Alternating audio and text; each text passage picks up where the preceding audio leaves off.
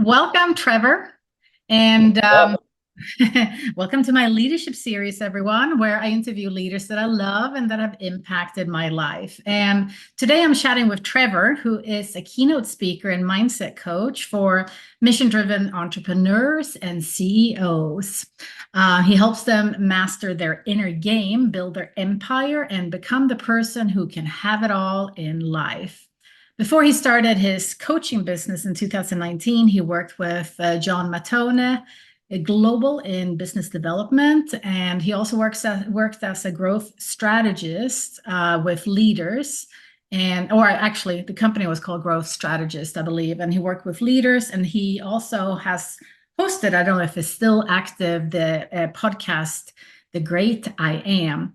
His business focuses on mindset and sales coaching for high performing entrepreneurs and business owners who are looking to break past plateaus and create the impact, income, and influence they know that they're meant to create.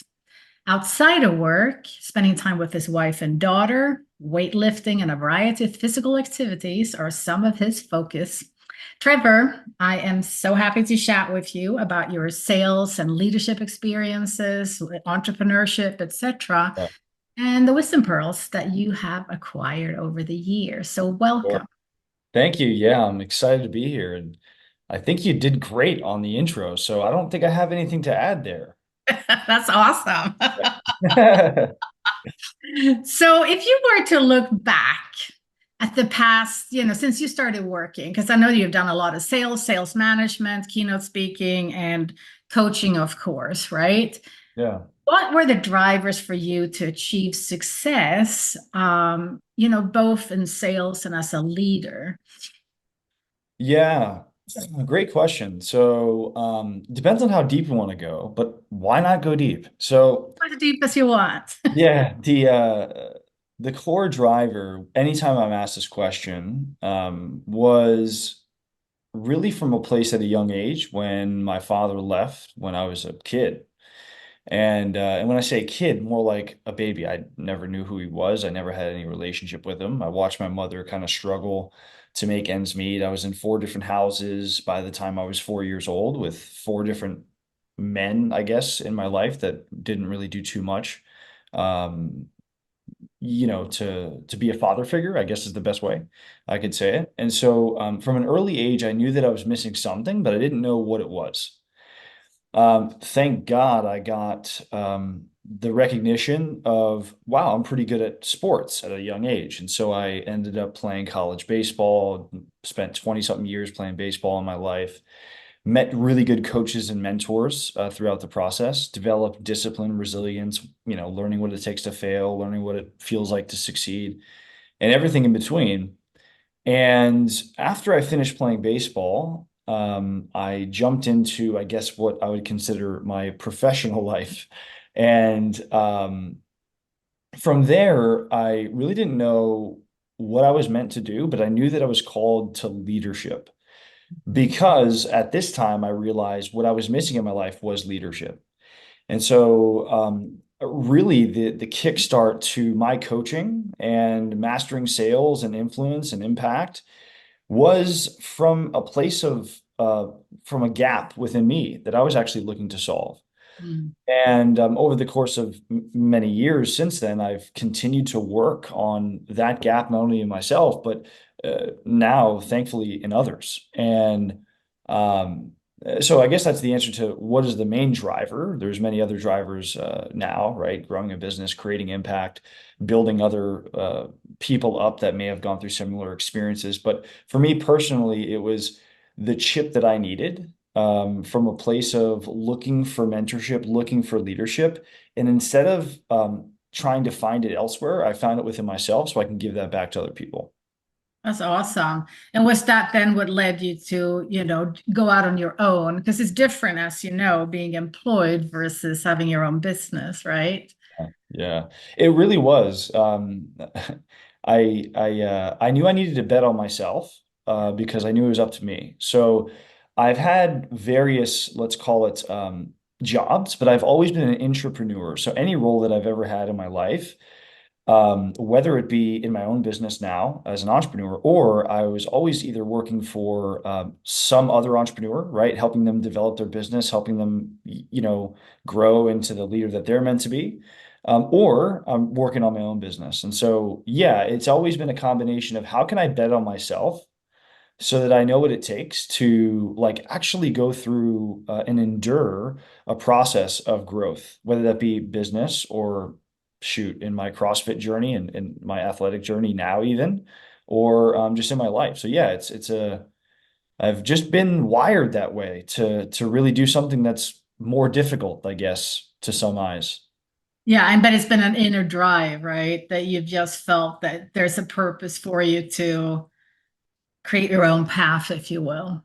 Yeah, totally, definitely. Yeah. And it's like it's my own path, but I couldn't see it any other way. Like I really couldn't see it working and this is no offense to anyone that does a 9 to 5 job, right? That's totally cool. But for me, I just when you know that there's an inner potential that you've yet to realize, which by the way is forever, right? Because we decide these ideals that we want in life and then we strive for them, knowing that we're never going to get there, but we get closer every day, hopefully.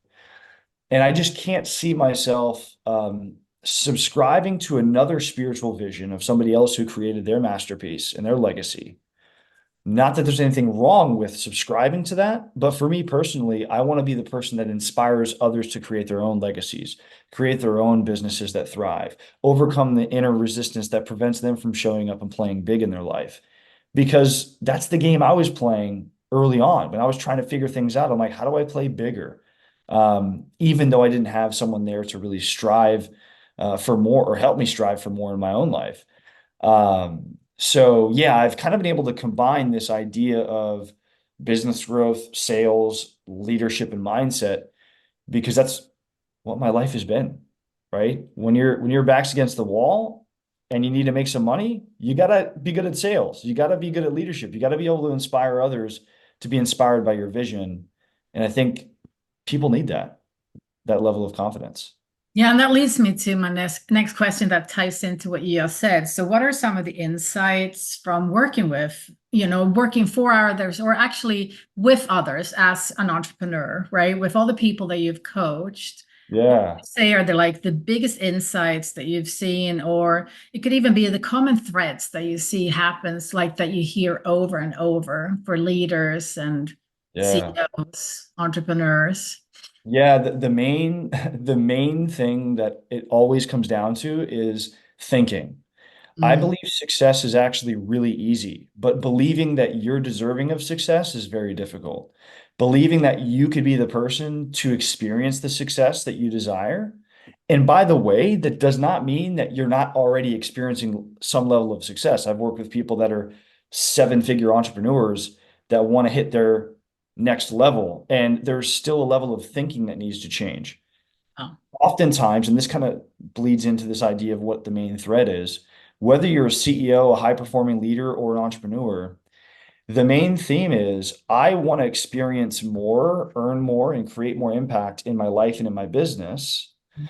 Whether I'm at $0 in revenue looking to get to 10, or I'm at 10 looking to get to 30, or I'm at 1 million looking to get to 5. mhm. And the common theme is this: everybody knows what to do Yeah. to some degree, right? We all know what to do. Like if we're a coach, an entrepreneur trying to grow your service-based business, you know how to generate leads. You just might have some resistance to doing that.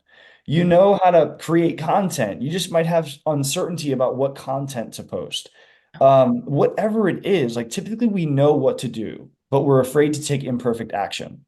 Mhm. So we overthink, we procrastinate, we create this echo chamber of guilt, shame, and overwhelm because we're not pushing through. And that's the theme. Trust me, I've worked with people, again, my mentor that has been around in my life since I first got into the coaching space, still, even for him, he Yeah. coached Steve Jobs and he's still like, am I doing the right thing? What's next for me? And so a part of what I teach is certainly strategy, right? Like how to create more compelling, relationships with people. But a majority of the time, it's how do you execute at a higher level? Because it's better to take imperfect action and learn than to try to take perfect action and never actually take the action, if that makes any sense whatsoever. But that's Absolutely. the biggest theme I see. Yeah. So tell me a little bit about your journey to success. Well, wow. That's like a totally loaded question. Um, so I guess I would start, what does success look like for me? Well, success to me looks like having the freedom to experience the best things in life with those I love as much time as I possibly can. Yeah. So for anyone here, if you see my content, I'm always posting pictures and stuff of my daughter, and that's my world. Why? Because the only thing I wanted in life was to be a father. So success to me isn't necessarily like creating this financial abundance of complete excess or, and being a multi-millionaire. Um, but what it does look like for me in my journey to getting where I'm at, which is the ability to do the things that I love, spend time with the people that I love as often as I possibly can. How has that been a thing? How has that came to fruition? Well, part of which is what I already shared, because I had this chip, this desire, this um, inner drive, I think is what you called it, which is a very good definition to create something that I knew was going to have a massive impact on individuals. Um, and shoot, like to be honest, I've had to take consulting jobs in the past to make sure I had money coming in while I was building my business, right? Like it hasn't been perfect, right? And it still isn't perfect. But the the grand scheme of things for me is that I've taken consistent action. It's probably taken me longer than some of the other people that I've even coached to get to where I am. But the one thing that I'm reminded of every single day is that as long as I get a little bit further ahead each and every day, I create a couple meaningful relationships every single day. Um, I'm setting myself up for success. And I have no idea if that answers your question, but it's more or less the person, and the way that I think about it is there's people that are way more talented than me that have created what seems to be like more success. But I'm a person that doesn't give up. And so I'm playing the long game. And maybe that's the answer. Like playing the long game in your business and in your career, because it's going to pay off. And it has for me. And there's so much more room to grow. I'm always learning new things. I'm never afraid to invest in myself. I'm never afraid to, kind of step into the unknown and do things that I haven't done before. And I think a combination of all of those things that I just kind of vomited out there are really what created this success, right? That I've experienced in my business and in my life so far. That's awesome. Yeah, and success, the reason I asked that question is how we define success is so different for every individual. So sure, we need to have our basic needs taken care of course. But you can have all the money in the world and be unhappy. So, it always goes back to the inner work that we all have to do. There's no way of skipping that unless you spend your life being on drugs or whatever to just escape, Nothing. so to speak. Yeah, right. you know it's you have to look at yourself because that plays out in the external world as well. So that's awesome. So what would you say from your perspective are some of the essential traits and qualities that great leaders have? Yeah, well, number one, I would say some level of resilience. So, and resilience kind of, that's another word we might want to define, but this ability to endure. Mhm. Um, I don't think I've met a single entrepreneur that hasn't experienced something in their life that has caused them to have the desire to become an entrepreneur, or cause them to, even if it's not an entrepreneur, cause them to create massive success in their career. And so a part of that trait is like, how do you take what once felt like a loss or was what once felt like a limiter, and actually turn that into your greatest strength. Oftentimes, what I tell my clients is when you get to the point in your life where even your greatest challenges become blessings, you'll never lose. And there's a spiritual element to that. But to your question, it's like this ability to structure your thinking in that there's nothing that can happen that is either good or bad for me. It's only things that are happening. And it's up to us, it's up to you, it's up to me to take these happenings, experiences, and create leverage out of them. Mhm. And that's probably the number one trait or character that shows up amongst high performing entrepreneurs, for sure. Um, and then the next thing is like fast action. So, like this idea that going back to what we talked about of this perfectionism and like overwhelm and overthinking, what I've found is that successful entrepreneurs, they behave as if they're already in the situation that they desire to be. So they take action as if, right? So if I knew that I was going to absolutely rock, hit a home run on a keynote speech in front of 1,000 people, I would prepare. I would set up my talk. I would do everything way in advance as if it's already going to happen. And I would show up as if I was the person that's going to create massive impact on stage, even if it's my first time. Mm. And I'll give you a quick story, if I may. Absolutely. Now, when I was 22 years old, 22 years old, I had my first paid speaking engagement. I left playing college baseball and I went home and I'm like, okay, I had my first job doing sales at a telecommunications company. Wasn't very fun, by the way. And I was like, you know what? I want to speak on stage. And so I reached out to 10, 20, 30, 40, 50 universities all around South Florida. That's where I lived at the time. And I finally got a hold of the university, or I guess it's technically not a university. It was a community college called Broward Community College in South Florida. And they were like, yeah, we would love you to speak. Like, what, what's the investment to have you come? I said, $5,000. And I got $5,000 to speak when I never spoke on stage in my entire life. How did that happen, right? How does that even make any sense? It makes sense because I literally was like, I don't care if I'm 22 years old and I'm the same age as these dudes and gals that are in the audience. I know that I've experienced things in my life that I want to be able to instill the messages that I've received to these people. And so I showed up and I absolutely crushed it. And I was scared. I literally called my girlfriend at the time, wife now, and said, babe, I don't know what the hell I'm doing. Like, I'm just going to call him and say, I'm not going to show up. And she was like, well, why would you do that? Like, this is what you do. Like, this is who you are. I'm like, you're right. And so I go there. I had a great time, got great feedback. And, and that just shows, I would say that's the energy that I think, um, is within every potentially high performing entrepreneur or every entrepreneur that's achieving big time in their business is like they just have that ability to step into the fire, even when it's a fire that they've never been in, and figure it out along the way. It's something I'm still actively learning at different levels in my business, but I would say those are some of the things that come to mind. Yeah, because what you trigger when you do that is that you can believe it, but then the imposter syndrome pops, right?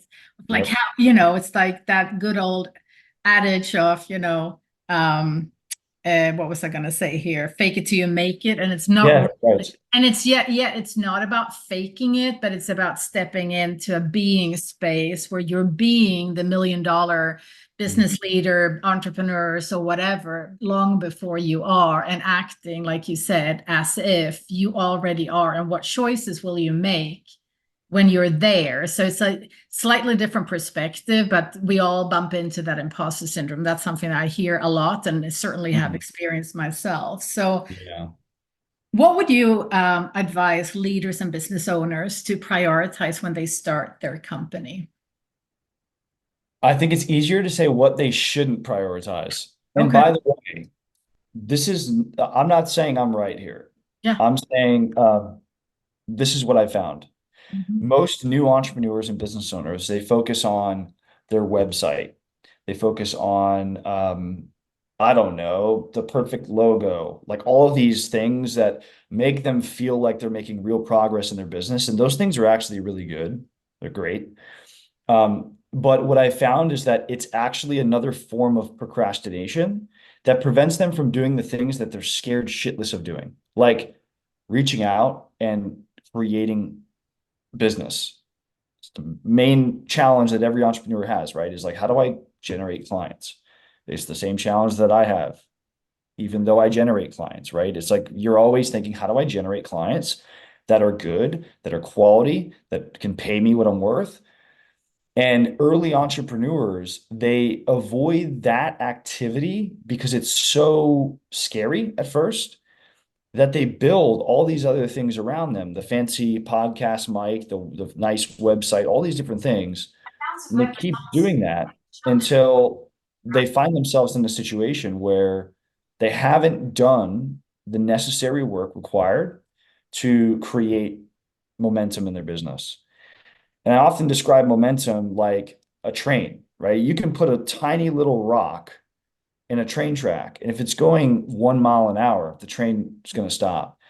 You can put a boulder, you can put a car, you can put anything you want in front of a train that's going 60, 70 miles an hour, and it's going to go because it has momentum. And so, um, the biggest thing is create fast momentum, quick actions that can create quick wins in your business, no matter how small they are.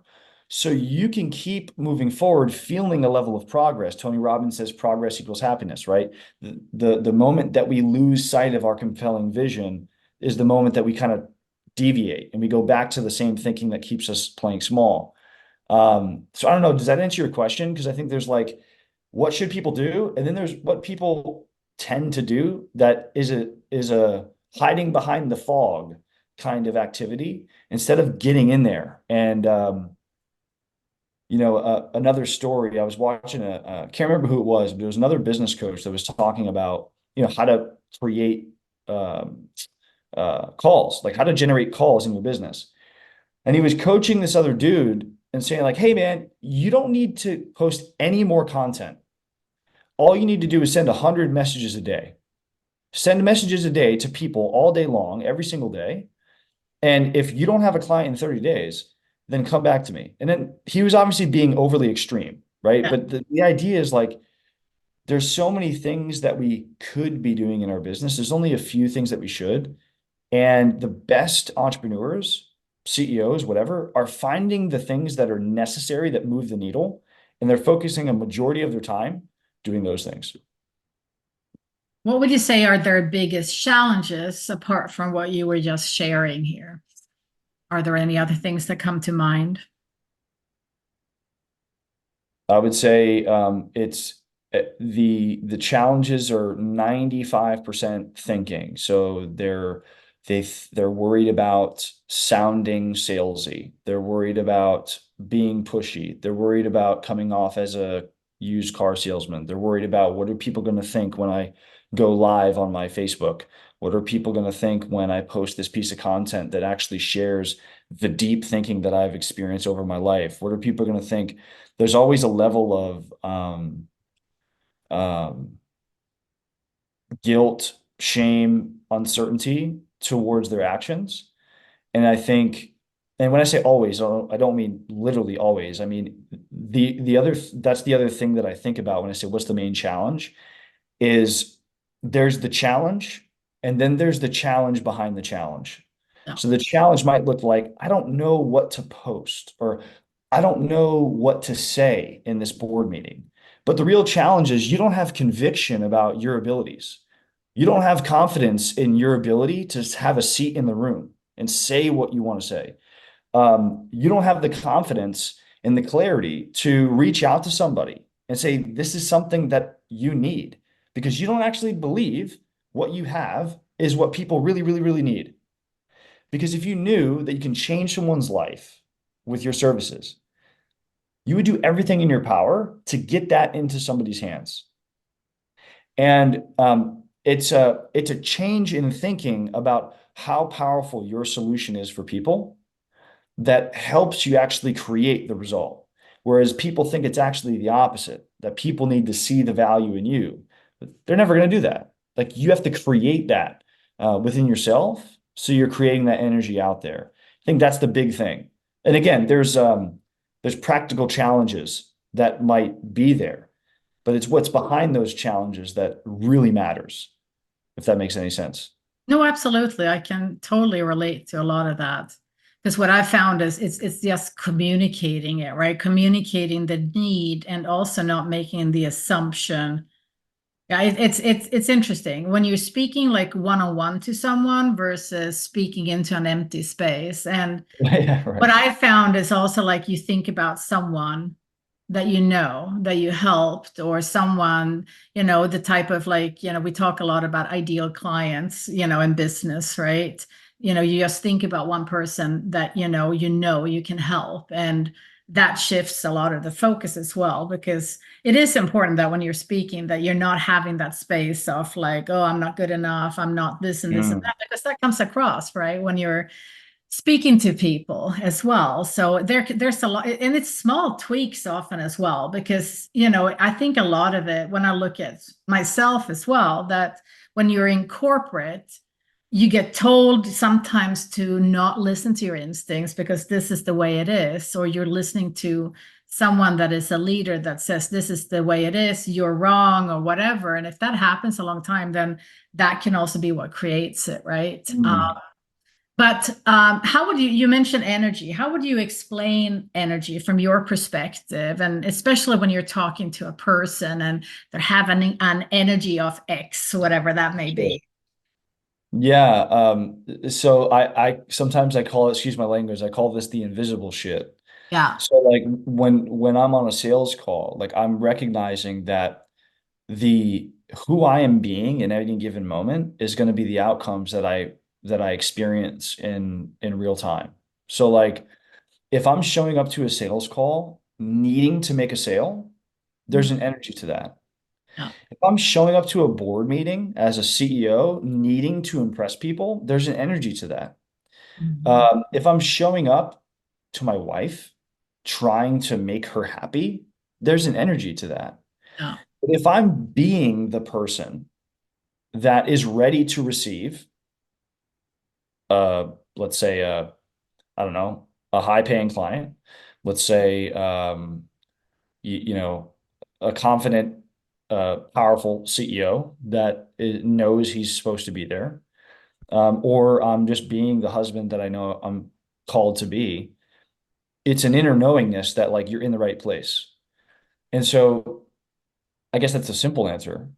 There's probably way more sophisticated answers, but I think it's something that we know. And I feel like it's incredibly important to ground yourself in what you would describe your energy to be in before you do something that has relative importance in your life.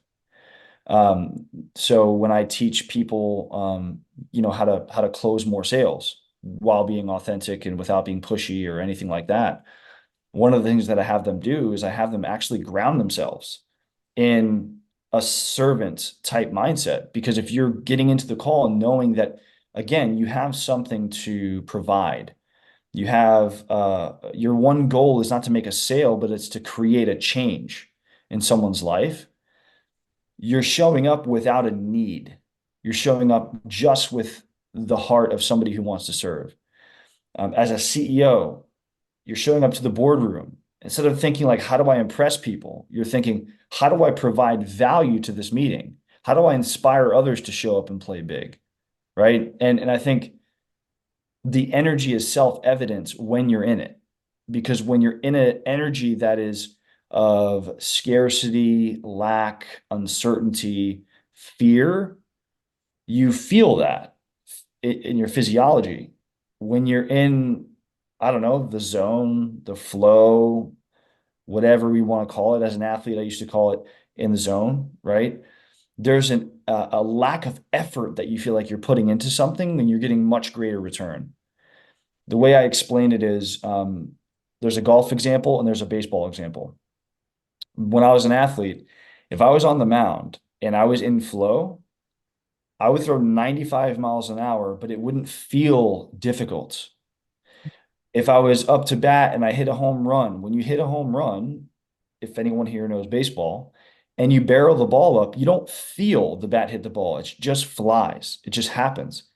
In golf, when you square the ball and you hit it perfectly flush on the club, you don't feel it, but it goes. And that's the difference between an energy and a resonance of scarcity and need and kind of survivalist primal states rather than states of abundance, opportunity, the heart of somebody who wants to serve, all those things that we just talked about. Yeah, and that's why I love assessments myself, because it's kind of to, I always say, like, in sports, it's a given that you invest in your talents, and you don't move around players. You put them where they can actually get better and better and better, not Mm. focus on where they're shitty, so to speak, unless it is part of that role. So have you worked anything with assessments, and did that contribute also to your, what can I say, your inner confidence, if you will? Yeah, so one of the mentors I had, excuse me, when I was younger in my career, his name is John Mattone. He's the guy that, coached Steve Jobs. I think he's ranked number one executive coach now, actually, believe it or not, just past like Marshall Goldsmith. But he created an assessment that was called, let me remember. It's based off of the Enneagram. It's called the Mattone Leadership Enneagram Inventory. And so he kind of was one of the first people to take the Enneagram and turn it into like more business focus. And that was kind of my first jump into assessment work. But to your question, yes, like absolutely. Like anytime that I was able to elevate my self-awareness of my strengths and weaknesses, there was some type of introspection that allowed me to recognize where I was showing up less than optimal rather than showing up who I'm called to be. Another uh, kind of way that I was shown that was through Jordan Peterson's work and his, I think he leverages kind of the big five personality stuff, but he has this self-authoring program that I went through and it just created this level of self-awareness that um, didn't finalize anything because this is the purpose of this stuff is to continue to grow. But yeah, like assessments work, they really do. What I will say is, Um, if you don't have a plan beyond self-awareness, and oftentimes what I talk about to some of the clients I'm working with right now that are, six, seven-figure entrepreneurs, there's a danger. It's like personal development 101 is like you take this assessment and you become acutely aware of all the things that you suck at, right? And personal development 2.0 is like you understand that, but you know specifically how to create real change, sustainable change. And I think that a lot of people in like personal development for many years, they kind of got caught in the mantras and caught in the self-awareness. And because self-awareness feels really good, a lot of people stop there and they don't go beyond self-awareness into radical behavior change. And I think that's really what's even more interesting is like how do you take that and create breakthroughs with that knowledge? And I think that's kind of where you're at with that too, right? Like you're taking people to rock star mode, which is Well, yeah. But that's I what it use takes. those, sorry, yeah, but I use it like one of the reasons I love strengths is it's just like in sports, it's your innate talents, is your wiring. So it's not about changing, it's actually about bringing out who you are Yeah. fully.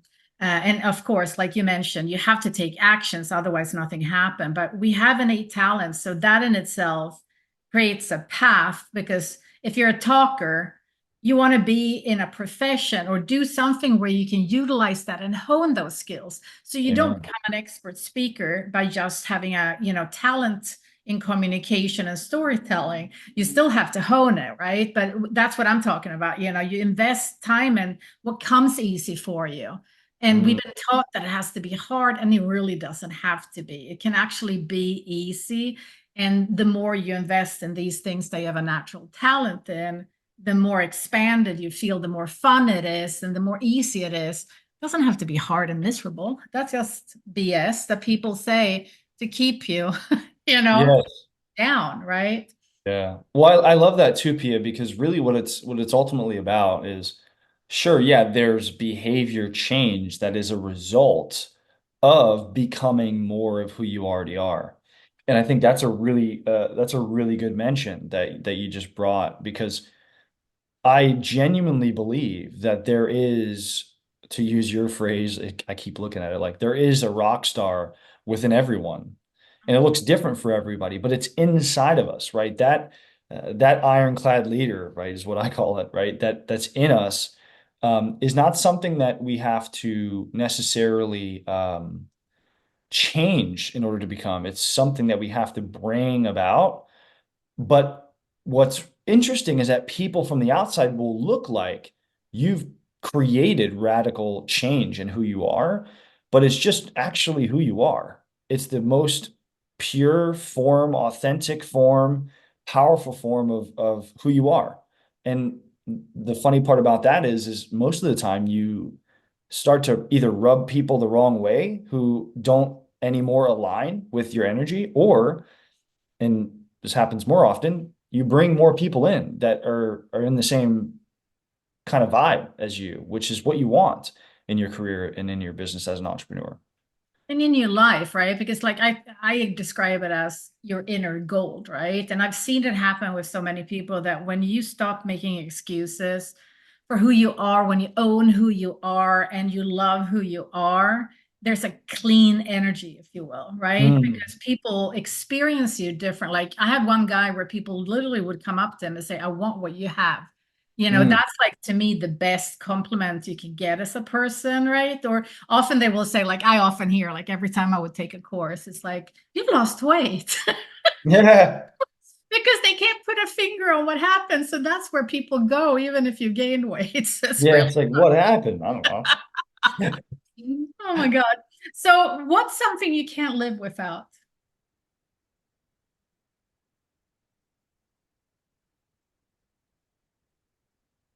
Hmm. Is it one thing? No, it can be multiple. What, you know, it can be I something. can't live, I can't live without, I can't live without knowing that I'm saved by Jesus Christ and my personal faith. Yeah. I can't live without knowing that I'm doing what it takes to create a positive impact on the world, no matter how small or big that may be. Um, and the phrase "can't live without" is very interesting to me. That's why it kind of stumped me. It's a great question. Um, there's a lot of things that I think I can't live without that I actually can, right? But what I don't want to live without is the people in my life, the knowingness that I have a relationship with God, the ability to have a forward moving mentality in my life. Um, I wouldn't have been able to live if I didn't have the resilient mentality that I have when my wife and I lost our son in a stillbirth, and the faith that I have. So like these things are like core components to what makes me unique and special in the world. And so I don't know. It's a really good question. It's a really, really good question. But I would say that it's family, it's my faith, and it's this idea of a extraction of the best version of myself all the time. And it's a knowingness of when I'm not doing that versus when I am that really keeps me going. Awesome. What would you say if you could give everyone around a message that they would have to hear? no matter what you've done, the mistakes you've made, the losses you've experienced, um, the people you've hurt, whatever it is that you feel is keeping you playing small and is keeping you feeling guilty, shameful, even if you're not describing it as that, those are all the things that you can actually use to create the most impact you can make in this lifetime. And they're not there to keep you small and keep you playing small in your life.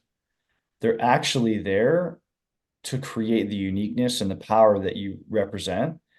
And oftentimes they are kind of the portal that takes you to your purpose. So what are 3 words you would hope others would use to describe you? Helpful, inspiring, honest. That I can second. So one last question. If you could ask one person, any person, living or dead, so to speak, any question, who or what, and what would you, ask? Mm. I probably asked my grandfather what it's like up there. Mhm. That's That's it. that's Let, awesome. let me know, man. Is it cool or is it what it's all cracked up to be? What's going on? Yeah. That's awesome. Well, thank you so much, Trevor, for taking the time out. I know you're a busy dude, and I really appreciate you taking the time and having this chat with me. And I look forward to seeing what else you create in your coaching business and leadership training, etc. And I know you have a course coming up, if I'm not incorrect. If you want to talk about that before we go, feel free to. No, no, you'll see it on LinkedIn. I'll be putting some stuff out and it'll be fun. I want to do another master class and it'll be fun. But I appreciate you, Pia. You're awesome. And it's been an honor to know you and get this opportunity to kind of like, chat it up in a different light. And you're really good at what you do. So keep doing it. Thank you so much. And on that note, everyone, thank you so much for watching. Have a wonderful day. Bye bye. Bye.